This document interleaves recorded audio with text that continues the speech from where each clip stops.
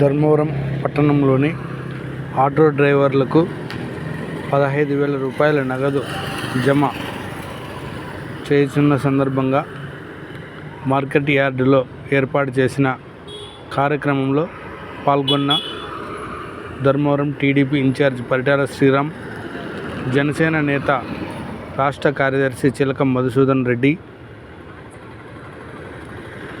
BJP నేత మంత్రి వ్యక్తిగత కార్యదర్శి హరీష్ బాబు, సందిరెడ్డి శ్రీనివాసులు, బీజేపీ జిల్లా అధ్యక్షుడు జిఎం శేఖర్ బాబు, కూటమి నేతలు ఈ సమావేశంలో పాల్గొన్నారు.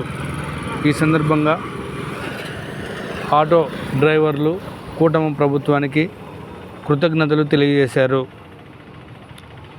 కూటమి నేతలకు ధర్మవరం పట్టణంలో ఆటో డ్రైవర్లందరికీ కాలనీని ఏర్పాటు చేయాలని కోరారు. ఈ సందర్భంగా శ్రీరామ్ మాట్లాడుతూ, ఖచ్చితంగా ఆటో కార్మికులకు కాలనీ ఏర్పాటు చేసేందుకు మంత్రి సత్యకుమార్ సహకారం తీసుకుంటామని తెలిపారు. ముఖ్యంగా ఆటో డ్రైవర్లకు కృతజ్ఞత తెలియజేశారు.